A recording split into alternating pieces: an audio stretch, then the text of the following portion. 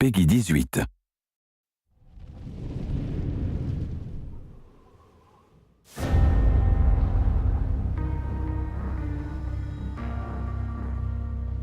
In Company Heroes 2, we did something we hadn't done before on previous games, and we actually took a research trip to Europe to visit some of the locations that we've been trying to portray in the game, to get a sense of the history and the culture and the scale, a feeling for these two armies that fought each other. I mean, I've worked on a lot of games, and we always have a narrative, generally.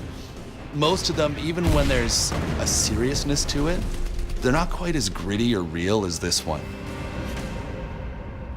In Company Heroes 2, we've covered all of the well-known battles of the Eastern Front. Players are going to be able to fight in the ruins of Stalingrad, defend the city of Leningrad, ultimately push all the way to the Battle of Berlin. We base our story on history. There's a number of characters that we've kind of composited into ours. They're really trying to get their experiences across and, portray the horror and terror of World War II in a way that is sensitive but unflinching. The process for coming up with missions and making them happen, how we get variety like daytime, nighttime, what the actual mechanic is, what the player's going to do on an ongoing basis is huge.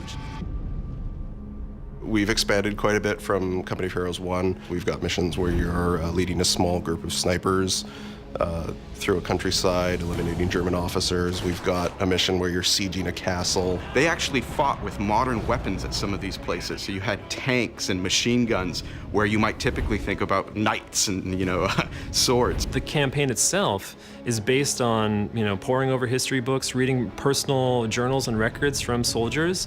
So although we can't recreate those battles exactly as they were, we try to capture some aspect, some element of what they might have felt like. We want to pull people through playing one mission where maybe it's a little bit tough to deal with the elements that are in that mission because horrible things are happening. Horrible things happen on the Eastern Front. That's an authentic part of the experience. But at the same time, we know that needs to swing upwards, and so we'll look for something that's going to be like, what's going to be really fun? What's going to be really fun is storming through German lines with tanks. Yeah, let's do that. What I love is encapsulating that feel from mission to mission, even beats within mission, to get that swing and flow. And I love it when it comes together and you really feel like you played one mission and got like 3 different experiences. When we talk about the burden of command and the influence of choice on the player, it goes right back to the very basics and how we design the armies. We want to give them choice and make some of these choices really challenging. Some of those decisions involve whether to go back and rescue troops that have been lost, and in other situations, whether to blow up a bridge to prevent the Germans from crossing it, knowing full well that you have Russians on the other side. At that point, you're just kind of like, wow, this is a whole different ball game.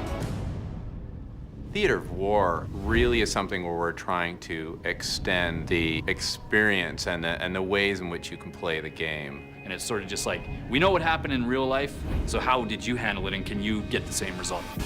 It's not competitive multiplayer. You don't have to worry about winning or losing. It's about you exposing yourself to the historical arc of World War II, but also to dig into some of the tactics that were used to help you become a better player, so when you're ready to jump into multiplayer, you have that experience behind you. RTSs are inherently abstracted. The camera's up high, and to deliver emotion and the kind of narrative experience that you want in a game is challenging. You're playing from a distance. Often players feel like the hand of God. They feel like they're just kind of controlling these little tiny men, but we wanted the player to feel like each soldier mattered. We have real places with their distinct landmarks. Like when you fight in Berlin, there are places there that you would recognize if you've seen photos of Berlin from that time, or even been there and seen the ruins of those buildings. We put a lot of detail in the battlefield, so you can zoom down and see it. And once you've seen it, you know it's there, and that level of detail, even with the camera pulled up, ties you to the experience, sort of immerses you in the game. The feel of Company of Heroes comes from so many systems working together to immerse the player in that environment. The audio has always been incredible. The authenticity of the weapons, the movement of the soldiers, all of those things work together to pull the player into the game. As you play through as a player, I think it's impossible not to get deeper and deeper in that experience. It's real, it's gritty, it's dark, and by the end of it, you can't help but feel attached to the outcome.